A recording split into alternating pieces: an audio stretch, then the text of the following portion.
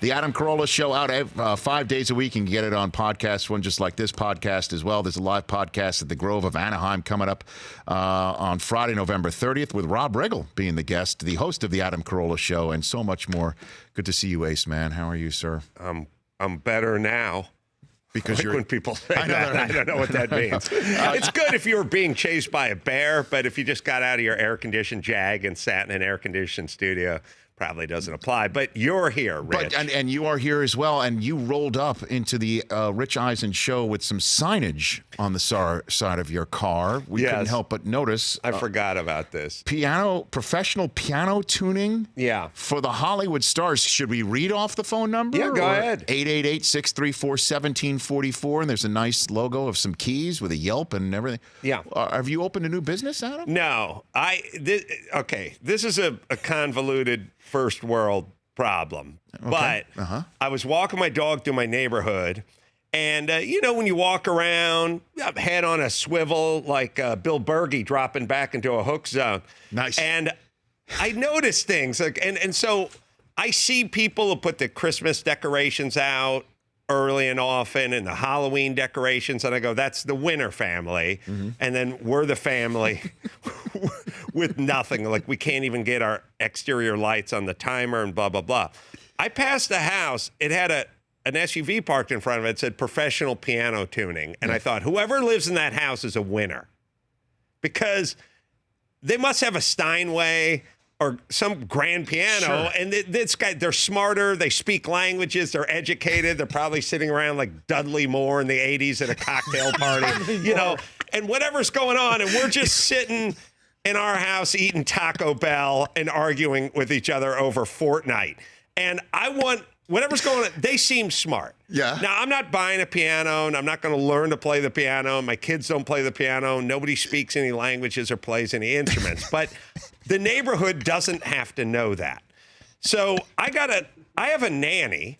She has a RAV4, but it's good enough. Sure. And I got a sign made, and I said, I'm going to put this on your car. Yeah. And when it's parked in front of my house, people will think there's something serious going on inside that house. The neighbors will think, this guy must be a winner because he's always getting his piano tuned. And my daughter, who's 12 and thinks she's 37, refused to drive in the car with the piano tuning, thinking she didn't want to be dropped off in front of her school with her nanny, thinking that they're picked up at school with the piano tuning sign on there. So she boycotted the car until the sign was removed. Now I have a magnetic sign. I paid $150 for it. It's perfectly good. I'm not going to throw it away. I can't force it on the nanny's car because my daughter won't drive in the car, so I have to put it on my car. That's an elaborate scheme, Adam. I got to be honest. But everyone who sees me thinks I'm a winner because they go, look at that guy. He's driving a nice car. He tunes pianos. Like, he must know something. Or you could just be that individiul. For the Hollywood stars. For the Hollywood stars. Did you add that as well? I did. I made the whole sign. You put a Yelp logo on it. Yeah, I want it to seem realistic. I don't want it to seem like a goof. The phone number is my podcast phone number, so it does go somewhere. So it's your dial-in number for your show. Voted best piano tuner on Yelp 2 years in a row. 2 years in a row. I didn't want to gild. I thought you could really give it away if it's more. Is what you're saying? Like 10 years. That's gilding the lily, and it's already a little suspicious that the piano tuner is constantly parked in front of your house. But 1 year could have been a fluke. So did your neighbors say anything to you about it? There's a lot of quiet, knowing nods now. You know what I mean? Like, I feel like there's a kind of respect that is an unspoken, but it's understood. I'm going to try this myself. Yeah. What's your business going to be? I don't know. Well, it's tough because piano tuner is strong. Yeah, no, I don't want to be a copycat. But what other business do you think could be used to connote some form of, as you say, multilingual, enlightened, intelligent, focused happy family would reside inside the house if you see that on the side of your car. Yeah, I know it's tough because like there's life coach and chiropractor and ballroom closet dancing instructor organizer. or something? Ballroom dancing? Yeah, ballroom dancing's good. Yeah. Okay. Strong. It does skew a little old. True. It kind of says You're like a Latin professor. now that his hip surgery is, in the rearview mirror, he can get back to his love of ballroom dancing. The hip labrums worked through. Right. Yeah, skew's a little old, but it's not bad. We're just spitballing here. We're spitballing. Adam Carolla here on the Rich Eisen Show. By the way, now that I'm parked in front of the studio, everyone's gonna people outside the building think, wow, there's something going on in there. The Rich Eisen Show got a new They're stepping it up. No, sorry, Yamaha, because I saw on your sign you specialize in do I? Yamaha. Did Yeah, you know? I do Bergendorfer and Yamaha. Specialize. The Yeah, I whole do. thing, I do man. specialize. Steinways and Yamaha. Wow, Adam, that is an elaborate scheme. Well done. Thank you. I forgot it was on my car. That's the thing. When you put stuff on your car, you forget about it. Are you up? I mean, the Rams, obviously, that's your team. 8-0. Now they lost yesterday. Did you take the game in? Did you? I did. Okay. I mean, it was nice to see him come back. It was, you always. I'm a big Rams fan, of course, but Drew Brees is so easy to root for because he's such a class act and he's getting better with age. And it was really that 3rd and 7 where he just took it to the house. Like, probably most other quarterbacks would have tried just to move the chains at that point in the game, but he went up top. They took it to the house. He pulled the cell phone out. What'd you think of that? It's a little, I got to tell you, if I can't bring half a bottle of water through airport security, you shouldn't be able to hide stuff under the goalpost that you get during the game. You know what I mean? That's like, true. to me, it's a security issue. I got a half bottle of water, and I'm trying to make it through the security thing, and the guy's yelling, you drink it or dump it, and then I'm weird because I don't like to waste stuff. By the way, this idea. Yeah. I hate wasting good, clean water. I feel like that's a commodity. The rest of the world doesn't have access to it, and then we're just dumping it in this big trash can.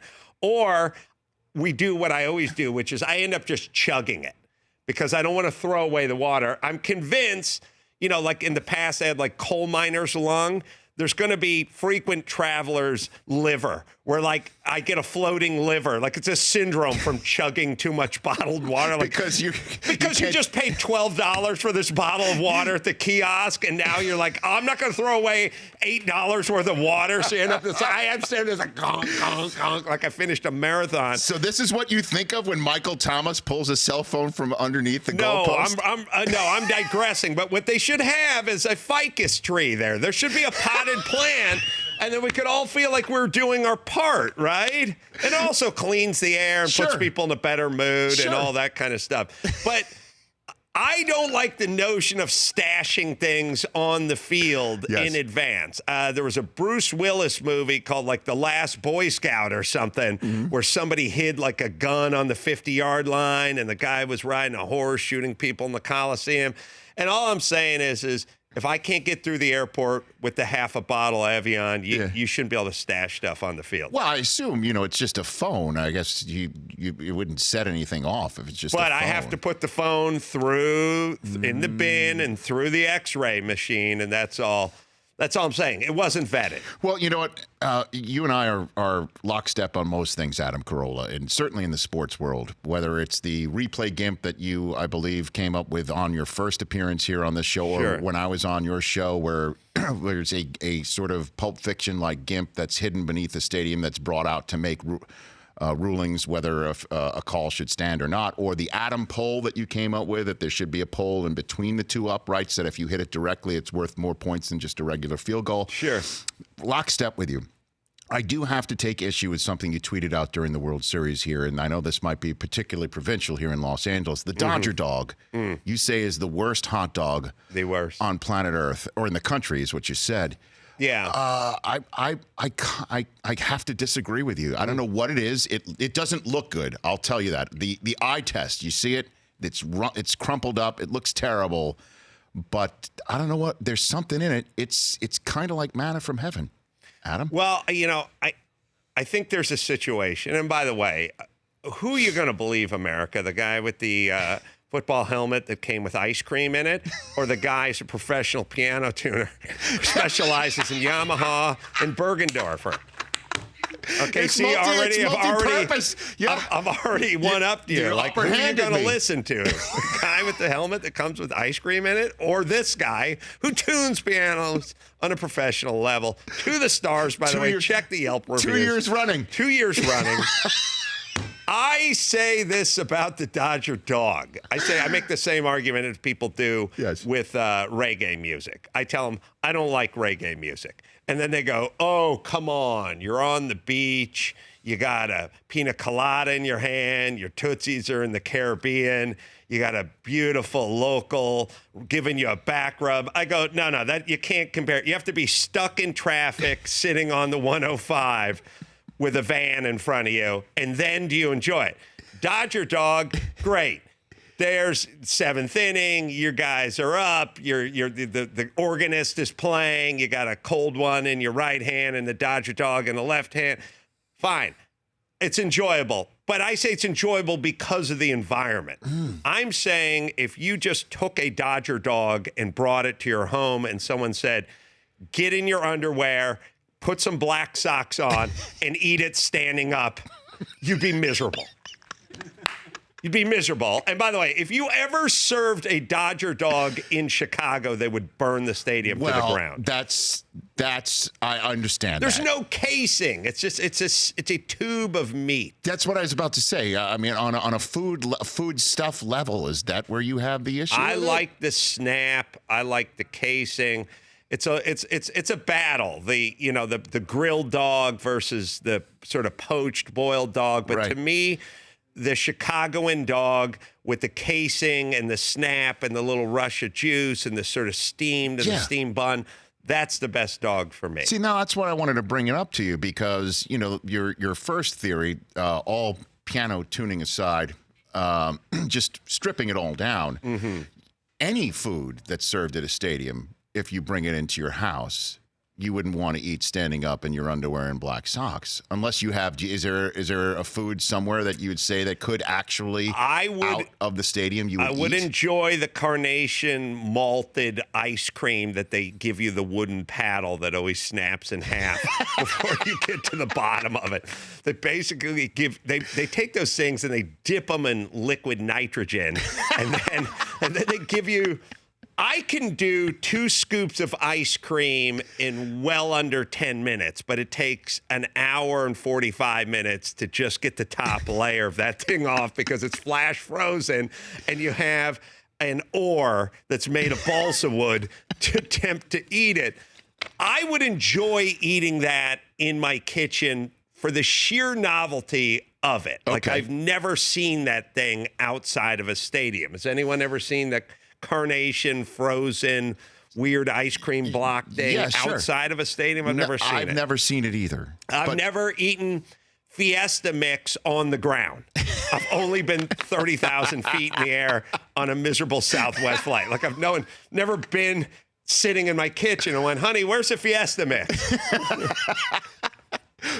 Is that what they call it? I didn't know it had a name. Mix, yeah. Why is it a fiesta? I mean, because there's a party in your mouth, Rich.